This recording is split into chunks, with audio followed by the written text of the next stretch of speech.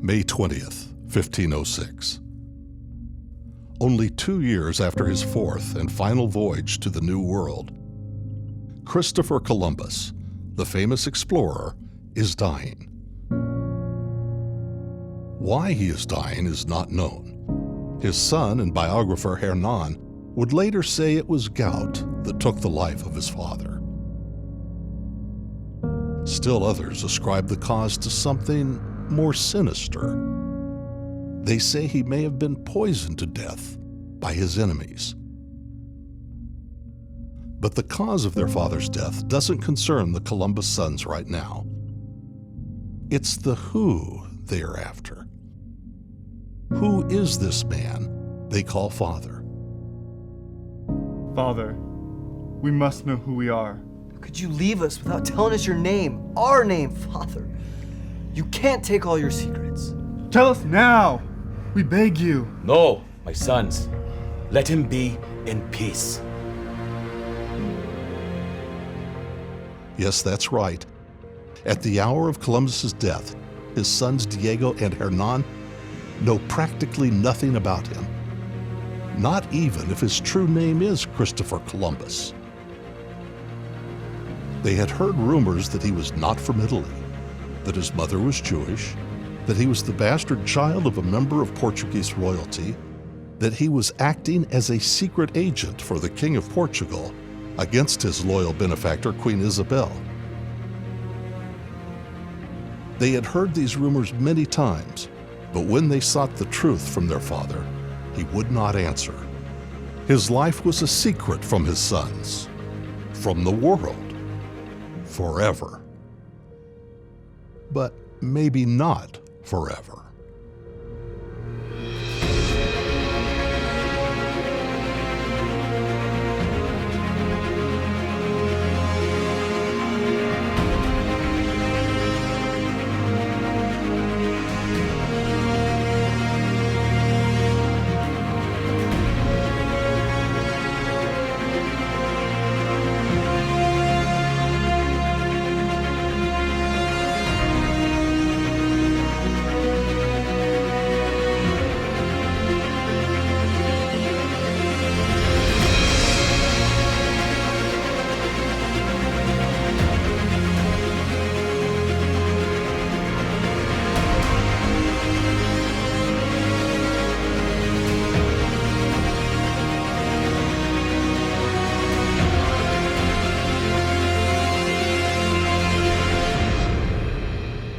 And so the legend of Christopher Columbus was created, a boy born to a poor family of wool dyers in Genoa, who hung out at the docks studying ships and map making.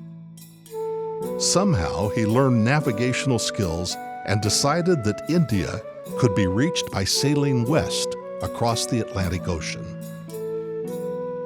Despite his low status, he somehow managed to gain access to the royalty of Europe, free to wander the palaces of kings and queens. He spent a lot of time with royalty, entertaining them with the idea of an expedition to discover a new and faster route to India. He was a complete unknown to Queen Isabel of Spain, yet he convinced her to provide a large sum of money to search for this mythical route to riches.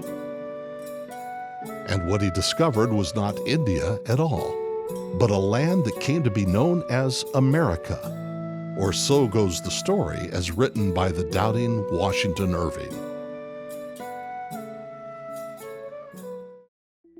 But now, there's a team of 21st century researchers who don't believe the story either. They are Americans Dave Horner and Paul Perry, with Portugal's Carlos Evaristo, veteran explorers and historical researchers, members of RAHA, the Royal Archaeological and Historical Association of Portugal. Horner is a veteran explorer and author, finding a bounty of treasure on Spanish galleons and searching for the remains of Amelia Earhart. Perry is a best-selling book author whose historical explorations include following the fabled trail of Jesus in Egypt and joining the expedition that found Captain Kidd's sunken ship in Madagascar. And Evaristo, one of Portugal's most knowledgeable historians, is an archaeologist who is considered by the Vatican to be one of the world's foremost experts in holy relics. Together, these researchers will pursue an alternative story to Columbus that ties together many of the loose ends that have long been unexplained. But first, they want to talk to members of the royalty and nobility, all close to the Columbus story. By talking to them, they will decide whether their well-researched assumptions are right or wrong. They receive responses that they didn't really expect. I believe that everything we know about Columbus is wrong. What in the world do you mean by that? Basically, I have all the reasons to believe that he was born a Portuguese, that his father was a Portuguese prince from the royal family, that his mother was Portuguese but from a Jewish ascendancy family, and that he worked as a secret agent for the King of Portugal. Similar information comes from the Duke of Veragua, Christopher Columbus XX.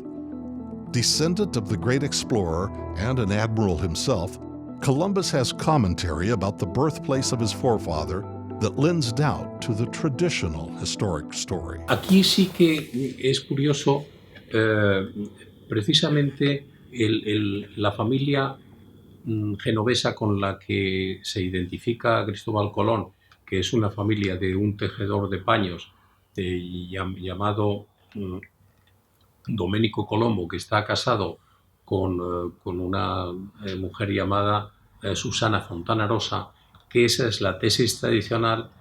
Ahí, precisamente en ese punto de que fuera una familia humilde, es un punto que atacan todos o muchos de los investigadores que sustentan una tesis contraria, porque está en contra de una afirmación que hace Hernando Colón, su hijo, diciendo que ellos eran de una familia noble venida a menos por los tiempos de las guerras y por otras cuestiones. And then there's Count Vasco da Gama, the 19th, an antique dealer in Lisbon whose Portuguese forefather, a contemporary of Columbus, discovered the ocean route to India. His studies of Columbus leave him little doubt that Columbus was born in Portugal. Why? Because Portuguese tradition says that he was from Portuguese descent and learned his navigational skills at the nautical school of Prince Henry the Navigator. Para mim nasceu em Portugal, seguramente. Se em Cuba, se em Alcáceres, não sei, mas nasceu em Portugal, era português, era de famílias portuguesas, e só assim é que podia estar por dentro de parte das coisas que o infante Dom Henrique iniciou e provavelmente fez parte de várias das expedições e, portanto, tinha noção de que havia terra para o oeste. The explorers also spoke to historians and scientists, including the late Captain Augusto Barreto, whose 40 years of investigation uncovered secret documents and maps linking Columbus to a Portuguese prince and a secret mission for King John II of Portugal. And then there is the Raha team's scientific collaborator, Dr. Jose Lorente Acosta, Dean of Forensic Studies at the University of Granada and a former member of the FBI. He has positively identified the bones of Christopher Columbus in his Seville Cathedral tomb and may confirm their theories with further DNA studies. This has not been yet tested, but it will be tested. We are waiting to have the new technologies that would facilitate this kind of analysis. And DNA, if we can get enough quantity and quality, it would give us a lot of information about the origins of Columbus, including direct comparisons with some of these theories. So what is the truth about the man we know as Christopher Columbus? The three researchers meet at historic Oram Castle, the international headquarters of Raha in Portugal, to form the questions that will be the focus of their historical pursuit. The trio decide to gather at the medieval banquet hall where Evaristo has laid out a number of artifacts connected to the Columbus mysteries. These are artifacts connected to the major mysteries on Columbus that we're trying to confirm or debug.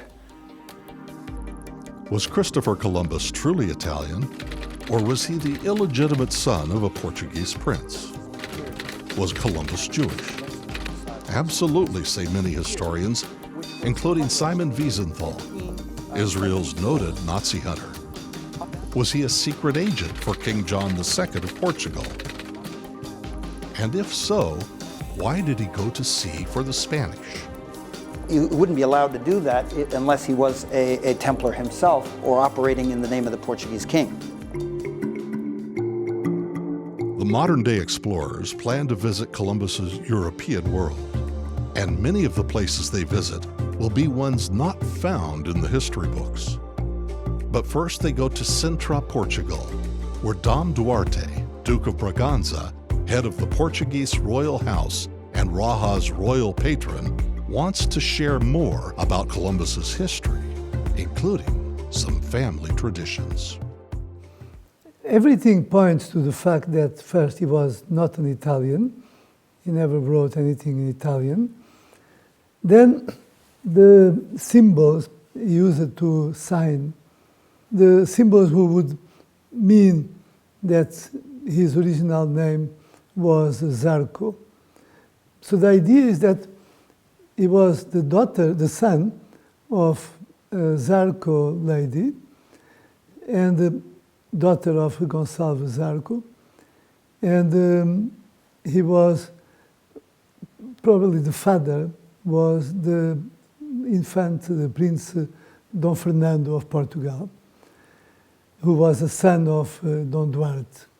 So basically, the data we have points to that he was Portuguese and the son of a Portuguese prince, and a woman he was not married with her, so that he didn't want to be classified as being a bastard.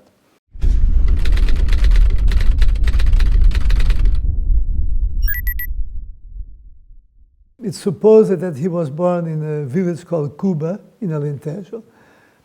The first main island he found, he named it Cuba, because he had many connections to Jewish culture. He was interested in the Jewish tradition, so it probably could be the son of a Jewish mother. Maybe the Zarco family was Jewish.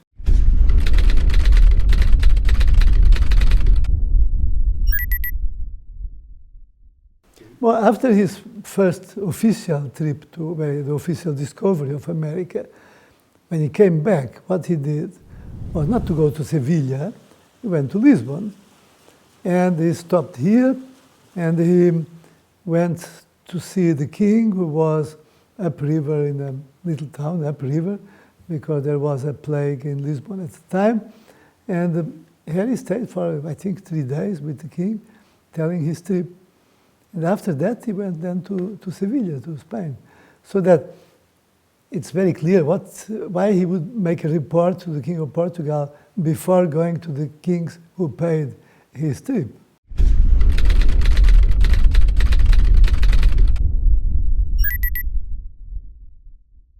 History is such an interesting science that we should not be offended, and we should not take it politically. I know the Italian Americans are very upset if he's not Italian, and the Spanish are not very happy that he is Portuguese. But I think we have to address history as a science, and it's more useful to know the truth than to cultivate some historical legends or lies that help us, make us confused, and make history difficult to understand. Their conversation with His Royal Highness genuinely challenged history. Not only did he tell them several things that are not included in standard history books, he forcefully insisted they were 100% factual. These researchers will plow through every aspect of Columbus's life in an effort to solve these 500-year-old mysteries. And in doing that, they plan to bring in a feast of fresh information that will open these cases wide. Their goal is a difficult one, to reveal the true Christopher Columbus, something he wouldn't do even on his deathbed.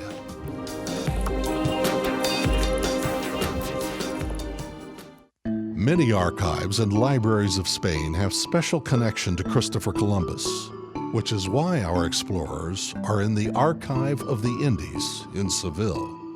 This is the General Archive of the Indies, is that right? Yes, I was here 25 years ago. Magnificent.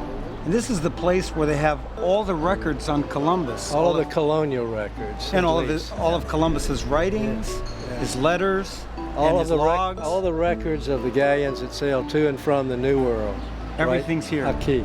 In 1826, the great American author Washington Irving was given the task to write a biography of Columbus for the U.S. consulate in Spain. Irving was granted free access to this and other archives. Yet despite the wealth of information that made up a meaty 2-volume biography, Irving found nothing to indicate that Christopher Columbus had been born in Genoa, Italy. This lack of proof of Columbus's nationality haunts the Irving bio and closed the contemporary case to have Columbus declared a saint by the Pope. On the book's very first page, Irving declares that Columbus was born in Genoa in about 1435.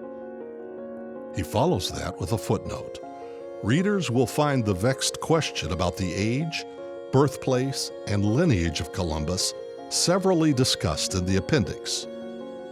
And so it was, discussed in detail. There has been much controversy about the birthplace of Columbus. It has formed a point of zealous controversy, which is not yet satisfactorily settled. Indeed, Irving presents numerous claims from noblemen, mayors, and ordinary people declaring that Columbus hailed from countries and regions other than Genoa, where most are led to believe he was born. Some of these claims in Irving's books declare him to be a member of noble families. Others claim that his working-class father was, in truth, a fallen member of royalty. Perhaps he didn't research his doubts enough. Irving's biography became an international bestseller, and soon statues and images sprang up all over Europe, many of them announcing Columbus as a proud son of Genoa. But more serious doubt about his birthplace sprang up in the 20th century, when Patrocinio Rubiero and Captain Mascarenhas Barreto, 2 Portuguese historians, declared that Christopher Columbus was not only Portuguese, but was the son of the Duke of Beja, and therefore cousin of King John II. Imensas viagens, nunca a Itália, como disseram os italianos, nunca lá foi, mas viajou também pelo Mediterrâneo e por outros lados. And by the way, Columbus couldn't even speak Italian, said Barreto. Sabia italiano, não podia escrever. Há poema em italiano que ele escreveu, mas ele não escreveu o poema, copiou. É a única coisa que aparece italiano dele. Copiou um poema italiano, pequenino. Um poema pequenino, mais nada. Ele falava realmente português e espanhol muito bem. Eram as 2 línguas que ele tinha. The results of Barreto's findings were groundbreaking. He presented his findings all over Europe beginning in 1978. But still, the belief that Columbus was born in Genoa had been solidified. But thanks to DNA, that belief may eventually change.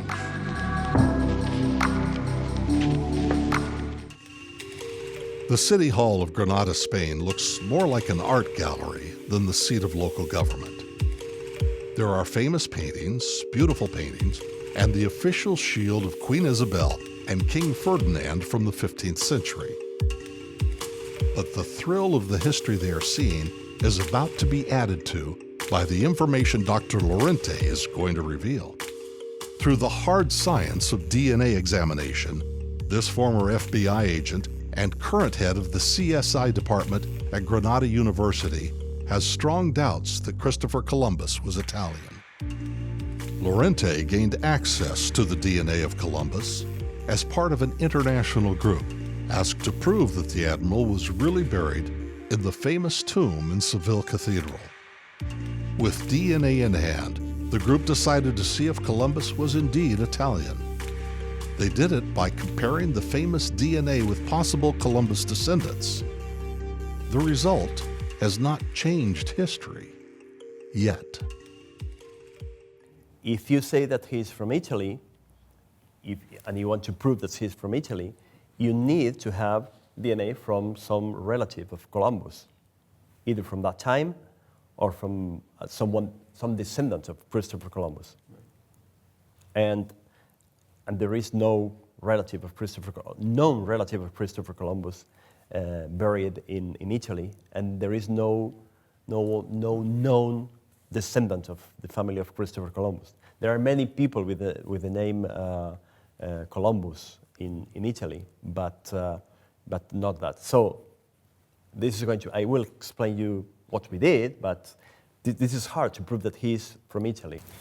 Okay, so how do I summarize the question, is Columbus Italian? Could you give me 30 seconds on how to summarize that?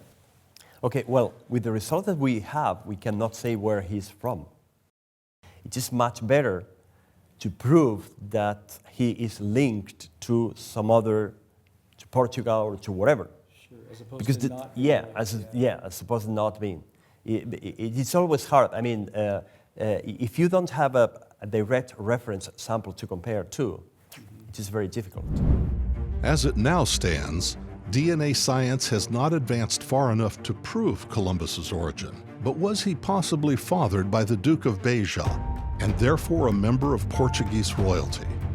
But proof positive would require the DNA of the Duke of Beja, or a first or second generation relative. Find the DNA of a 15th century duke or another member of the Portuguese royal family? Ordinarily, that would have been the end of the discussion, but not for the knowledgeable and well-connected Evaristo.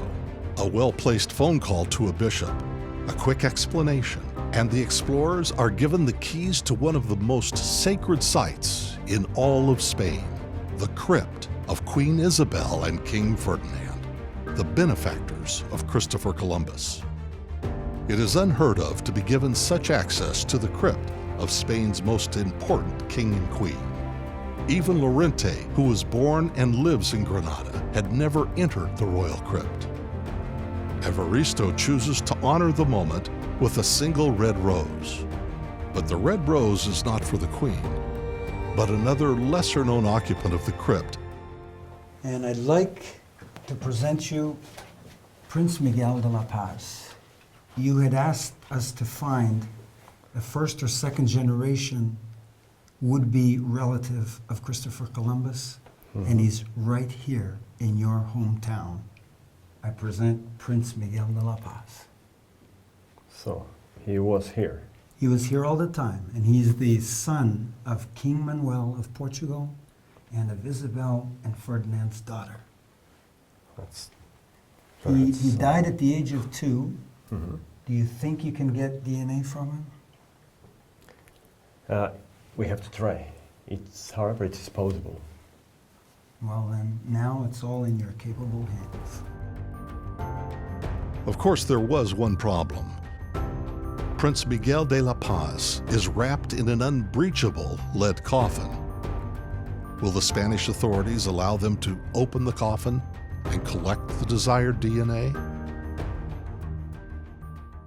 The next morning, the explorers travel to Seville to see the tomb of Columbus.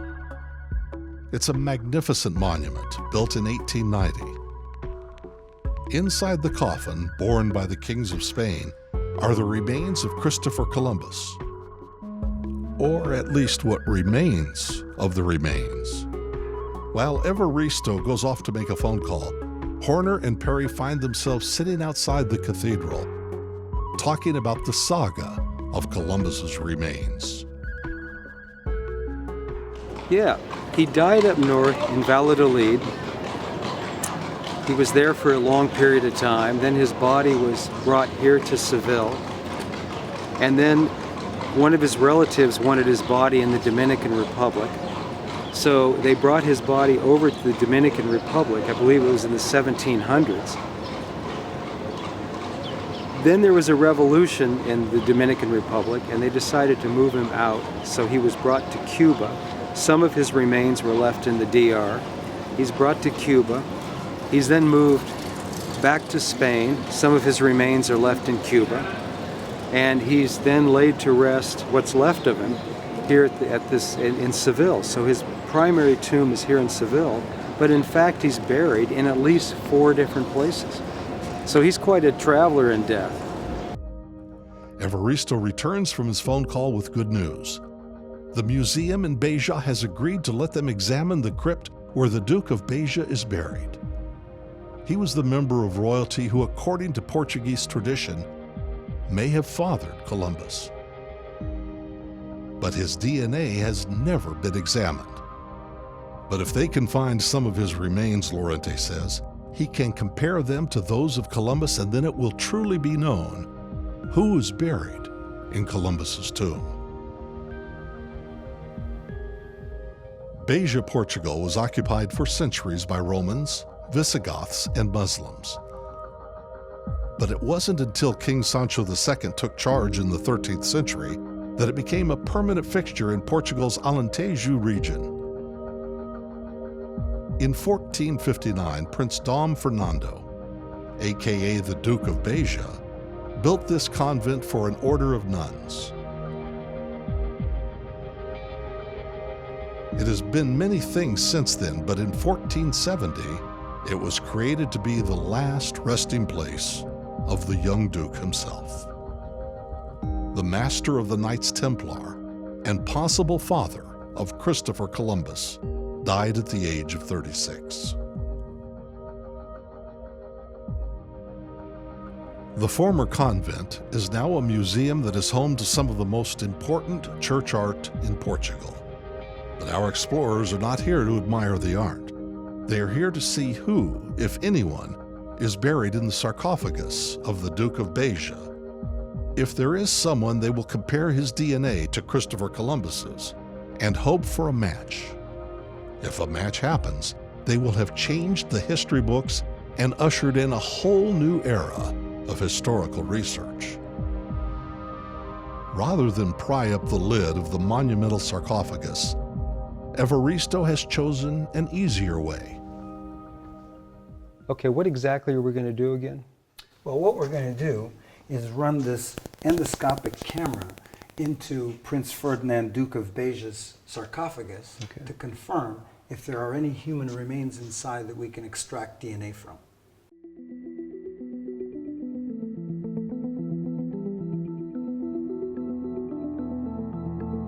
With the camera inside the sarcophagus, the explorers have a clear view of what is inside. The result? I'm not seeing anything in there. Actually, this is an empty sarcophagus. Nada. There's nothing in there. The question is, what happened to the remains? Because there's no record of them having ever been removed. I'm going to rewind this so you can take a look at it.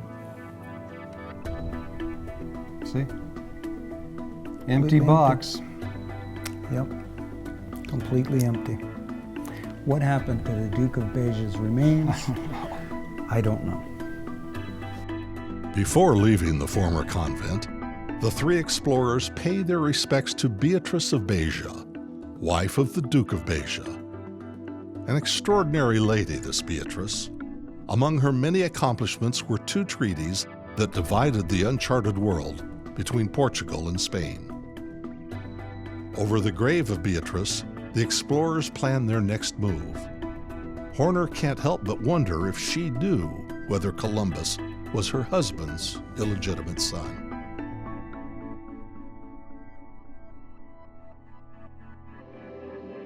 With the search for DNA on hold for the time being, the explorers decide to go back to the history books. They find them at Mafra Palace, in a town of the same name near Lisbon. Built in the 1700s for King John V, the massive palace contains a library of 36,000 leather-bound volumes. Some say it contains all of Western knowledge, from the 14th to the 19th century. and some feel it was built from plans for a new Jerusalem, as found in the book of Revelations. The books are protected from paper-eating insects by tiny bats that patrol the library at night. Without them, the books would be reduced to book dust. It is here that our explorers come in search of information. Not from the books that surround them, but from a gadfly historian by the name of Manuel Gondra. Like Captain Barreto and other Portuguese Columbus theorists, Gondra feels that the life of Columbus portrayed in the history books has little to do with the truth. Myth or fact, is Columbus Portuguese? I think it was Portuguese because everything in his life tells us that he knew Portuguese very well, he spoke Portuguese very well, he wrote Portuguese very well, better than, he could not write or speak Italian, it seems, okay? But he could write very well Portuguese, as other languages, as for example Hebrew and Greek and Latin. There is a tradition about him being Portuguese and son of Grandmaster of the Order of Christ. Prince Ferdinand. Yes, Prince Ferdinand. He was and a lady that was from the family of the first discoverers of Madeira, Zarco. Okay, and this tradition is very strong in here, and his signature, his Kabbalistic signature, shows that he was from that family. Salvador Fernandes Zarco. Yeah, Salvador Fernandes Zarco. But there is another, easier way to prove that Columbus was from Portugal. It doesn't involve the search for ancient DNA, nor does it require a long road trip. It only involves a map and a short drive to Cuba. Ah, yes, Cuba, land of sand, sun, and skin. The island discovered by Christopher Columbus and named by him because Cuba, Portugal was the town of his birth? That's what they say in Portugal. Here's the Duke of Braganza, for instance. The first main island he found, he named it Cuba. Then the islands around Cuba, some of them have names of villages in Alentejo around the little town of Cuba. And then there's the late historian, Captain Augusto Barreto. É carregador de Génova que não sabia quem era a família que descobria, fazia aquelas navegações todas. Ele fê-lo porque era filho do nobre português, do Duque que também era navegador, o Duque de Beja. Not to forget Vasco da Gama, the 19th. E é interessante também que, à época, não existiria outra Cuba no mundo. Sim, tudo indica que ele, que lá chegou, que tenha dado à terra o nome da terra onde teria nascido, eventualmente. Mas isso são especulações, embora haja escritores que já publicaram sobre isso. Mas eu estou firmemente convencido que ele era de origem portuguesa, só podia. E pode dizer que à época não existiria outra Cuba senão a do Alentejo. Eu não conheço, olhando para o mapa mundo, não conheço mais nenhumas Cubas senão a Cuba do Alentejo e a Cuba que ele descobriu. Não, julgo que não existe Cuba noutro sítio qualquer, talvez no Vietnã do Norte, não sei, mas eu desconheço a geografia dessas zonas. All of these experts, and more, insist not only that Christopher Columbus was born in Cuba, Portugal, but that he was the illegitimate son of a Portuguese prince. So off we go to Cuba, Portugal, that is. There isn't much to see in Cuba. Here, for instance, is a church dating from the time of the Duke of Beja. It was on the grounds of this church where Columbus was believed to have been born to Isabel Sakara Zarco in a house that since has been torn down. His birth name, Salvador Fernandez Zarco, was later changed to Christopher Colomb by the explorer himself. We'll get to that part of the story later. The Duke's plantation house next to the church is gone. A street named for Captain Barreto leads through the nearby village of Cuba to a tiny square and a statue of Columbus himself, gazing across the narrow street as though it were the great blue sea. Evaristo explains the statue, its meaning, and Cuba's astounding claim. Here in the center of the village square in Cuba, Alentejo, southern Portugal, is this monument honoring its most famous son, Christopher Columbus. The plaque here reads, "Historic truth." The first truth is that Columbus always hid his true origins and his true identity. That for 500 years, history has accepted an uncertainty, meaning that the story about him being from Genoa has never really been proven. Recently, however, notable historians and researchers have concluded that Christopher Colomb was Portuguese. He was the son of the Infante Don Fernando, Prince Fernando, Duke of Beja, and of Lady Isabel Gonçalves Zarco. His real name was Salvador Fernandez Zarco, and he was born in the Alentejo here in Cuba. Columbus born in Cuba, Portugal? That's a bold claim for a nearly anonymous village. But the story goes one step further on the other side of the statue. On the other side of the monument to Columbus is this plaque. It reads, Alentejo, the motherland of the discoveries. It says that on the 28th of October, 1492, Christopher Columbus discovered an island that he named Cuba. There was no other Cuba in the world at the time except this Cuba here in Alentejo, Portugal. But the other sites that he also named in the New World, in the places adjacent to Cuba, have names from the same places that are adjacent to Cuba here in the Alentejo in southern Portugal. A look at a map of the Caribbean shows this claim to be true. Surrounding the Cuba of the Americas are more than 40 islands and locations with the same name as those adjacent to the Cuba of Portugal. This seems too astounding to be mere coincidence. Place names found on a map of Cuba, Portugal match those surrounding Cuba in the Caribbean? The explorers consider this to be geographic DNA, on par with human DNA, powerful evidence that Christopher Columbus was perhaps born in Cuba, Portugal.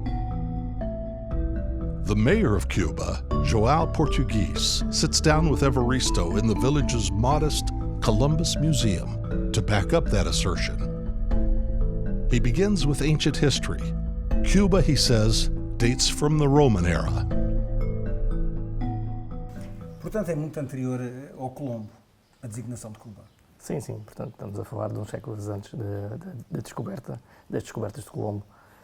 E, obviamente, essas próprias descobertas têm subjacentes o nome de Cuba, porque foram encontrados mais de 40 nomes atribuídos por Cristóvão Colombo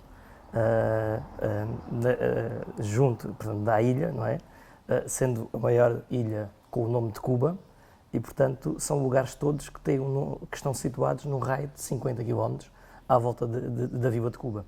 E, portanto, isso para nós acaba de ser uma prova e uma evidência que Cristóvão Colombo, portanto, quando deu esses nomes, não deu nomes italianos, não deu nomes espanhóis, mas deu nomes portugueses e de localidades que estavam próximas de Cuba. E que era natural de Cuba, certamente. Sim, portanto, a ideia que nós temos é que ele era natural de Cuba.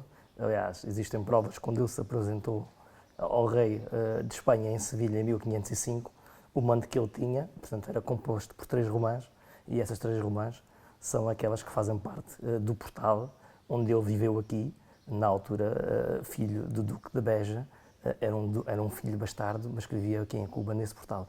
E é mesmo com esse manto que ele se apresenta, representando, no fundo, aquilo que era o portal, que era onde ele tinha vivido toda a sua vida. This evidence is so convincing that Spain's state TV provided a series about Queen Isabel that portrayed Columbus as possibly having been a Portuguese secret agent. Mas repara, a televisão espanhola fez uma série, mas a televisão portuguesa ainda não fez. Devia fazer, não é? Devia fazer.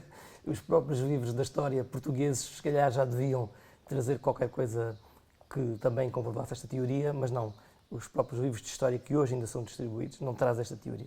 E, portanto, eu digo, por isso é que falávamos aqui há pouco, que é preciso fazer mais. Penso que não pode ser só o município de Cuba, não pode ser só a Associação Cristóvão Colón, não podem ser apenas meia dúzia de historiadores que têm boa vontade, tem que haver umas forças conjuntas que mostrem a verdade ao mundo. E penso que aqui o governo português poderia, através de outros meios, reivindicar aquilo que é nosso, porque no fundo acaba por ser nosso. Nós sabemos a história dos navegadores portugueses, sabemos a importância que tivemos no mundo, mas se Cristóvão Colombo era de Cuba e era português, ainda poderíamos ter maior importância e maior história no mundo. A political cover-up? A desire to keep the truth about Columbus in the dark? That's what Evaristo thinks, and the mayor agrees. Mas parece ter havido, logo do início, um encobrimento da pessoa do Colombo. Quer dizer, ele morre, não há nenhum nome dele dado a nenhum local, e depois passa ao esquecimento e os próprios filhos têm que ir a tribunal reivindicar direitos. Isto é um encobrimento político? Eu acho que toda a história do Cristóvão Colombo é um encobrimento desde o princípio, não é? Uhum. Tanto que ainda hoje nós não conseguimos destapar essa história. Ainda hoje ninguém consegue dizer de onde é que é Cristóvão Colombo, não consegue ter provas concretas, não é? E é por isso que penso que tem-se trabalhado nos últimos anos, mas não se tem conseguido ainda chegar a um consenso. É óbvio que tem havido esse encobrimento que interessa a algumas pessoas, aos portugueses não interessa, aos cubenses também não interessa. Nós interessávamos conhecer a verdade, porque temos a certeza que a verdade é aquela que nós defendemos. It's a conspiracy of fear, says Evaristo. Fear of stepping out from the academic crowd and changing history. But change is never easy. In fact, the only thing harder, says Evaristo, is the search for truth that brings you against long-held beliefs. The mayor agrees. Sim, nunca é fácil mudar uma história, não é fácil mudar a história, não é? A própria história prova-nos que, se calhar, a própria história tem muitas mentiras, tem muitas inverdades ao longo dos anos. E a história foi sempre contada assim. E de repente mudava, não é fácil. Se não é fácil mudar o cotidiano e a vida das pessoas, quanto mais mudar a história. E, portanto, por isso é que muitos historiadores, a princípio, até porque se calhar não eram eles que a defendiam, não defendiam essa tese, portanto acharam-no talvez absurda, acharam que seria impossível ser assim, não é? Nos últimos anos tem-se conseguido alguns apoios, como foi dito aqui da Real Academia de História Portuguesa, que também tem sido importante nos últimos anos, neste apoio que tem dado ao município e à Associação Cristóvão Colón, mas é verdade que tem havido nos últimos anos um apoio diferente daquilo que houve numa primeira fase. E, portanto, esperemos que aquilo que estamos a fazer aqui hoje possa também dar um impulso que seja importante no futuro para repor a verdade histórica. So, does the theory that Columbus was born in Portugal stand up to critical thought? Professor Gondra thinks that same question should be asked of Genoa. Does their belief that Columbus was born in Italy stand up to critical thought? So, myth or fact, was Columbus then born in Cuba? In Alentejo, it seems. It seems that all the islands and all the places he discovered in New World took the names of places around the place where he was born. 40 of them. Yeah. So, and Cuba was one of the main places, as we know. So it's curious because if he was from Genova, that was not explained. There was no way to explain that. Yes, difficult to explain indeed. Still, the question remains. If not Italian, as the textbooks say, then who was Christopher Columbus? There are those who say that the secrets of Columbus are contained in his signature, a complex collection of letters and symbols that reveal the identity of the great explorer, and perhaps including two of the most tantalizing secrets of all, that he had been of Jewish heritage and that he was a Portuguese secret agent, a 007 for the King of Portugal with a license to kill. This is the signature of Christopher Columbus. Technically, it is referred to as a cipher, a way of including secret information in the course of signing one's name. Captain Barreto researched this triangular signature of dots and letters for more than a decade, and Evaristo is certain he deciphered the mystery. Another one of the mysteries of Columbus is, of course, his name, his cipher, and his coat of arms. We know that there are many controversies and many theories out there for what this actually means. Some people say it's a reference to Kabbalah. Others say it's a reference to Ferdinand and Isabella. The interpretation by Captain Barreto is that it reveals that this man is Salvador, because today, when we buy a sports car or something that's very valuable or very important, we in Portuguese say XPO, means it's great. So what we have here is X, a P, a T, and an O. It actually means Salvador. It means Christ, the Savior, the supreme person that the Templar Knights paid homage to. So the captain says that this means Salvador. Next we have Ferenc. Ferenc means, of course, Fernandez, which is son of Ferdinand. And then you have a Z, because the Z's were actually made like this, but in reverse, and that would mean Zarco. So Salvador Fernandez Zarco. Then you have what's called a colon, or a colon in English. In Portuguese, it's a colon. And it actually means colon, colon. So if we take this word here, it means Christopher, Christopher, Christopher, with the T and the P, Christopher, Colon, Christopher Colon. If we continue and we do this, then we have Christopher Colon, Fernandez, we already know it's Salvador, and if we take a mirror and put it here, the S becomes a Z, and that indicates Zarco. So if you look at this cipher and take it apart like Captain Barreto did, you have the S, the F, and the Z. Salvador Fernandez Zarco. One of the conclusions reached is the notion that the supposed mother of Columbus, Isabel Zarco, was the daughter of Jewish Italian explorer João Gonçalves Zarco, and thus giving the explorer Jewish ascendancy. Other historical researchers have come to the same or similar conclusions. British historian Cecil Roth felt the cipher was a substitute for Kaddish, a Jewish prayer recited by mourners after the death of a relative. And indeed, the sons of Columbus did say Kaddish for their father when he died.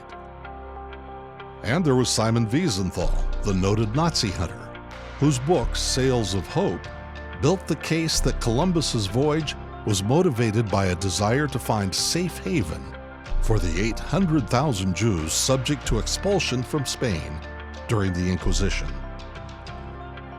To show solidarity with the Jews of Spain, Jewish scholars say that he set sail for the New World on August 6, 1492, the very day the Jews were given the choice of converting to Catholicism, leaving Spain, or being killed. So what was the atmosphere like here when Columbus and his crew left? Was it festive? Were they excited about this search for the New World? Well, the day that they left, it was calm.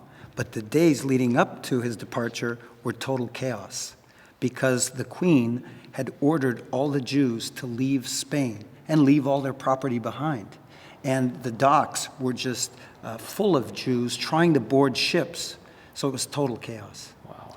Does that likely confirm Columbus himself was a Jew? Well, yes and no. So, was Columbus hiding his Jewish heritage?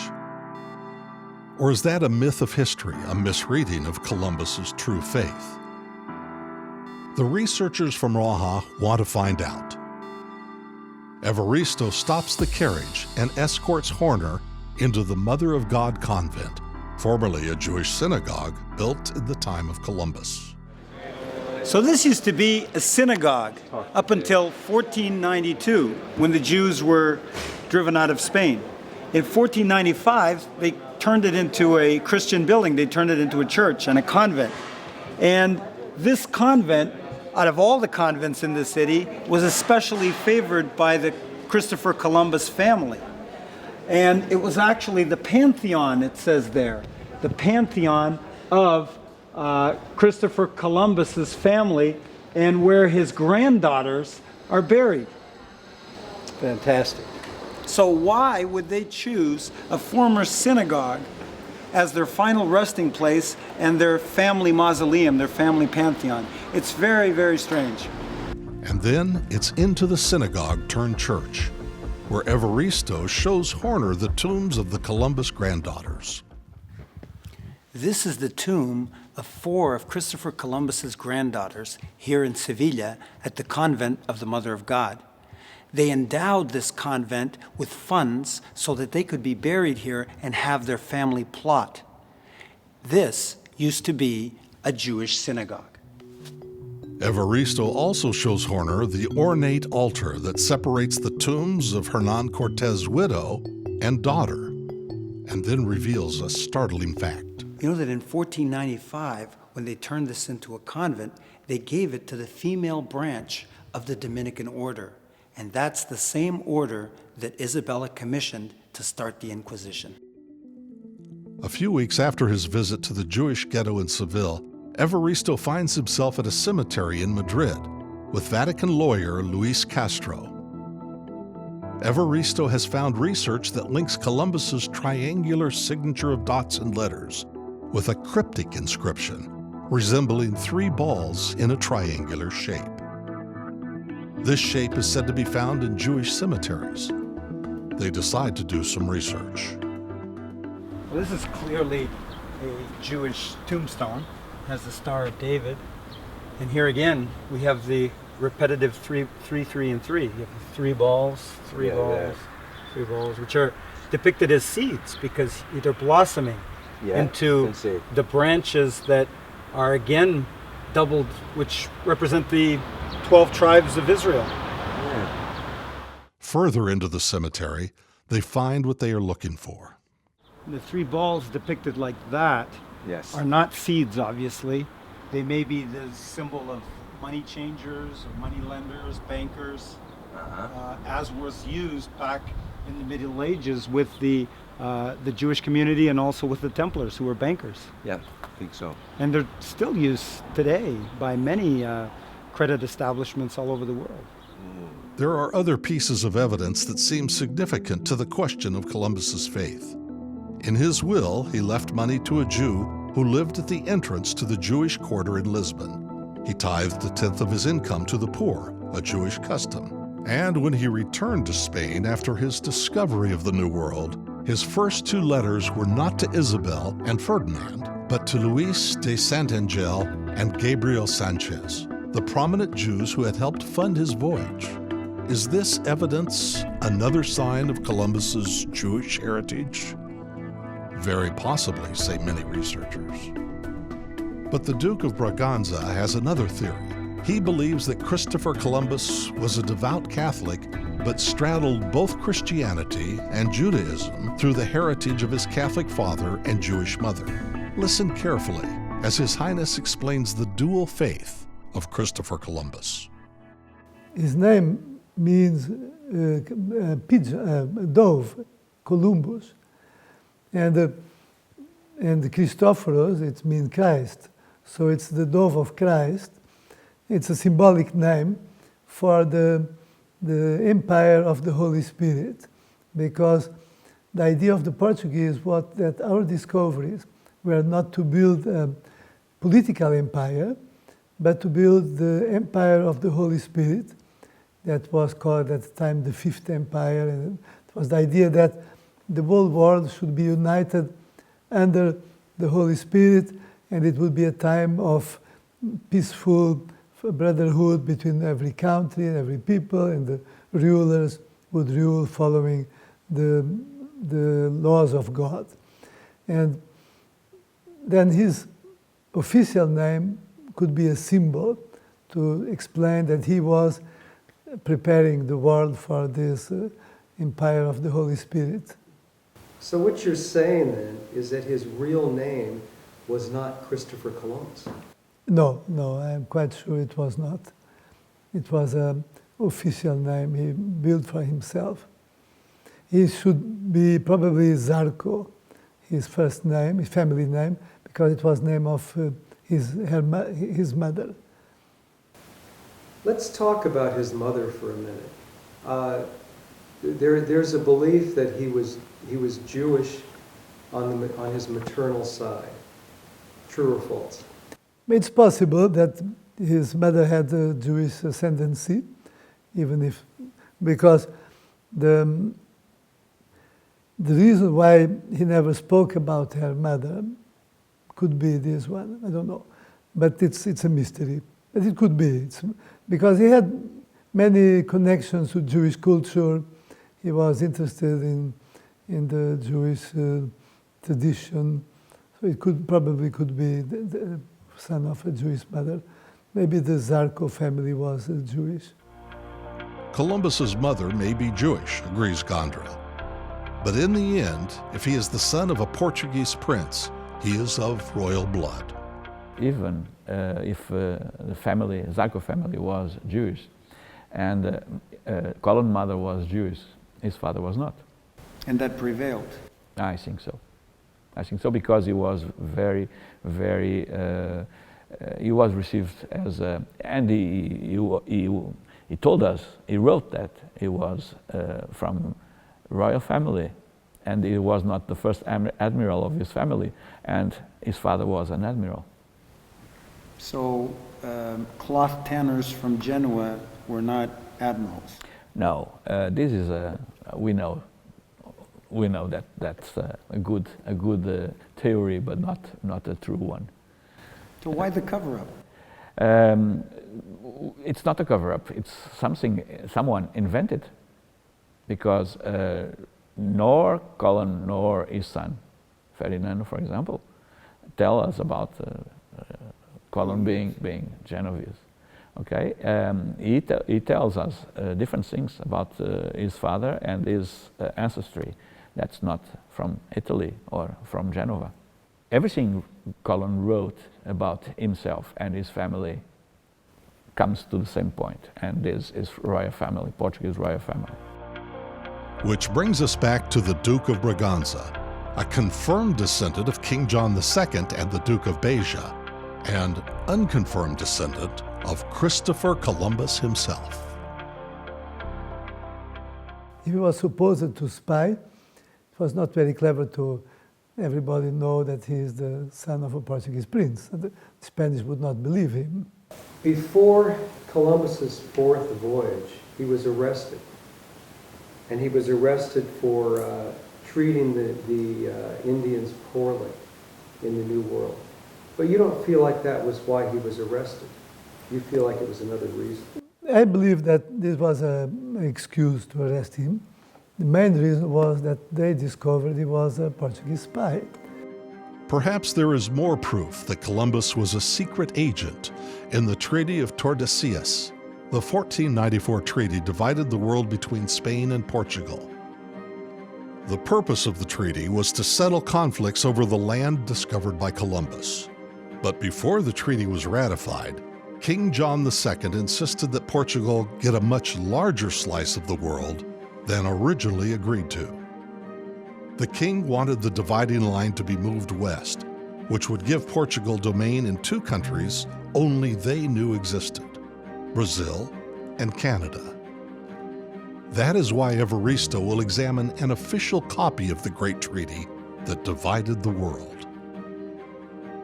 Evaristo is convinced by references to Columbus in the treaty that he helped King John II in his demand to move the dividing line 180 leagues to the west, giving domain to Portugal in Brazil and Canada.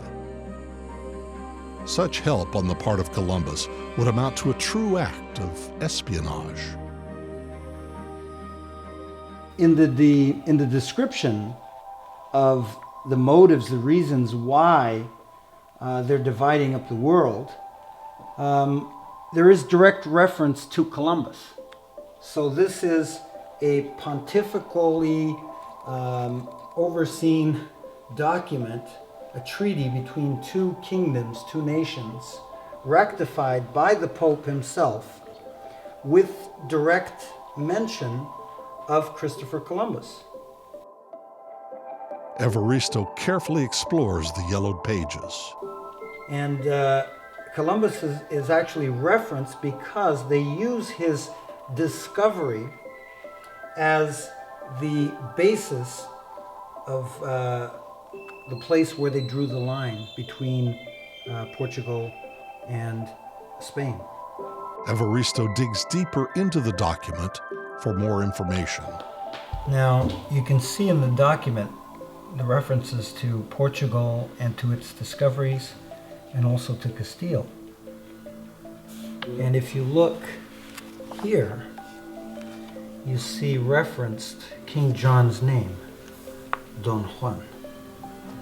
The boundary line was changed hundreds of miles west after King John II demanded it be moved.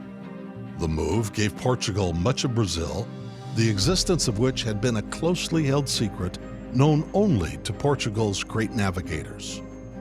Columbus surely helped convince his relative, King John II, to push for the westward expansion, says Evaristo.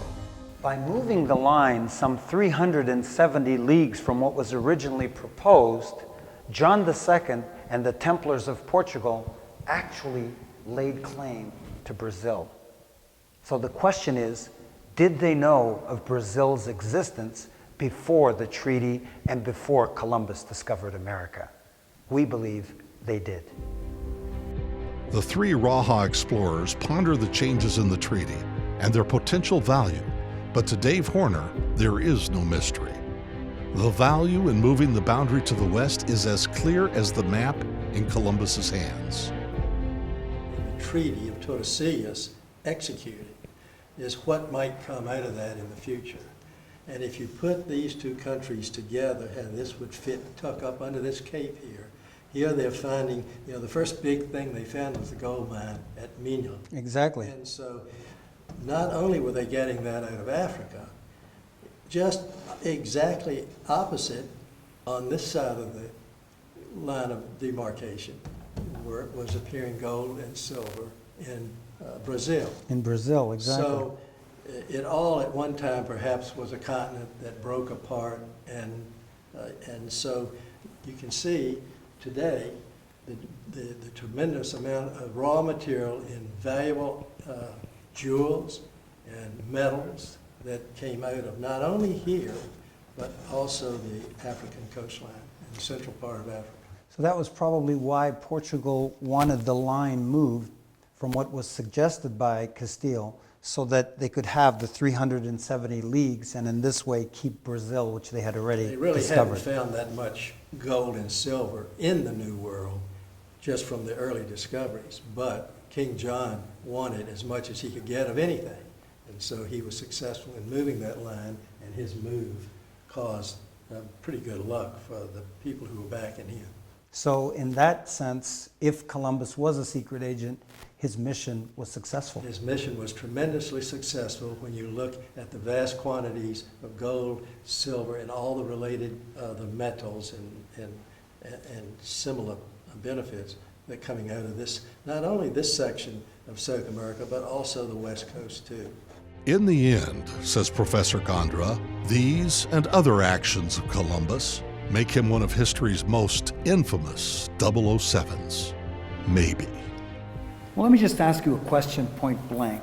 Myth or fact, was Columbus a secret agent for King John II? It's fact.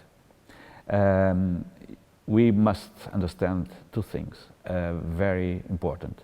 Secret was always the great goal of this enterprise, discoveries, since Henry Navigator. But with John II, this was even bigger. This secrecy was even bigger because there were the Spanish looking for the same things that we Portuguese were. So John II had to prevent the Spanish to get there first, and it was why he tried with Colomb to divert them to other places, not to the South Atlantic, but to the Antilles, to be lost there and not to follow Portuguese to the south. Occupy their time. Yeah, I think so. And Colon was one of the main subjects to, or main of those agents, Portuguese agents that tried to do that. So he'd be 007? Yeah, perhaps at that time.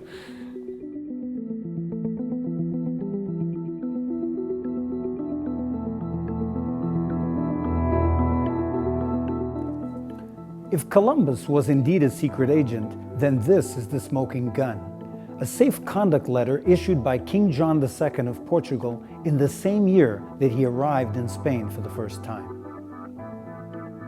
The document identifies Columbus as the most esteemed friend and agent of King John II. It's both a get-out-of-jail card and a license to kill that only a 007 agent would have.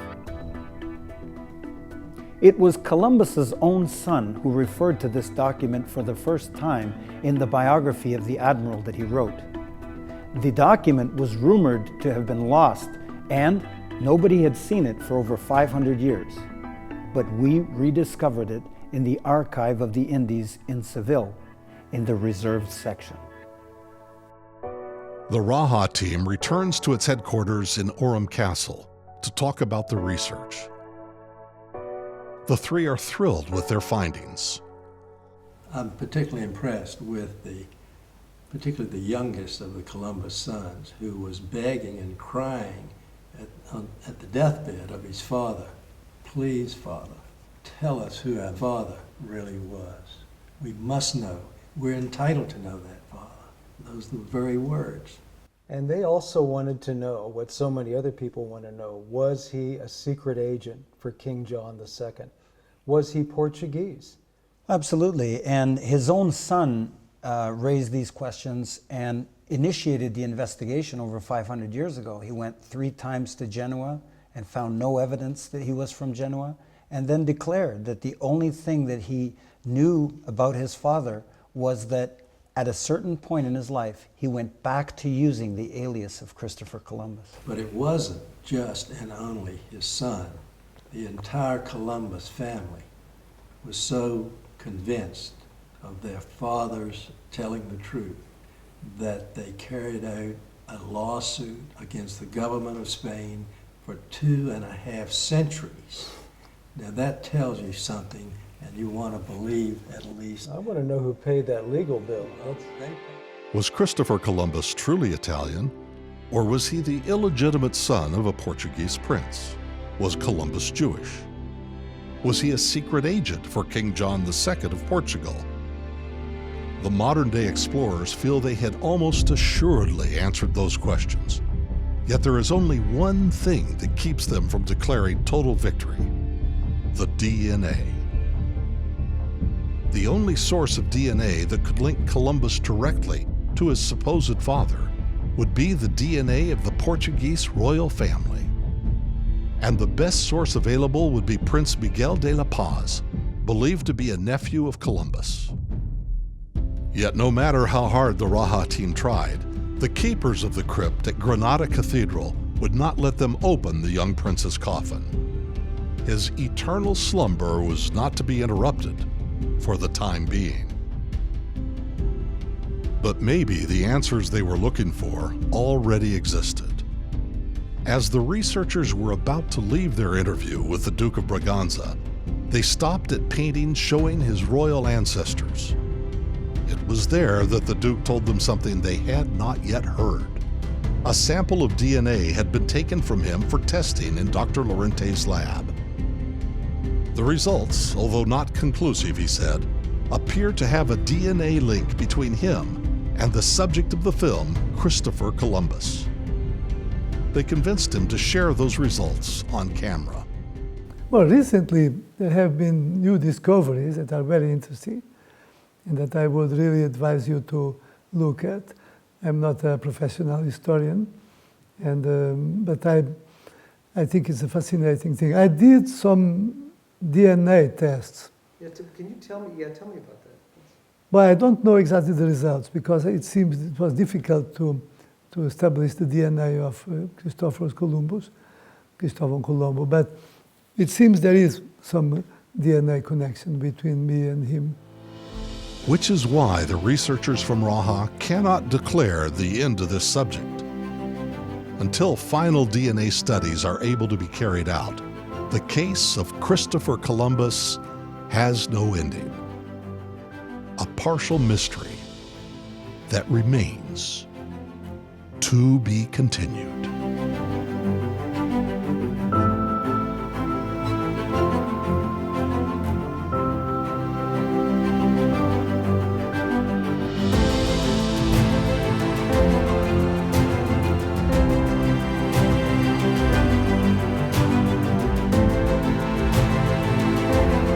And it was in this room that Columbus met the emissary of Queen Isabella, finally giving permission for him to set sail to discover the New World.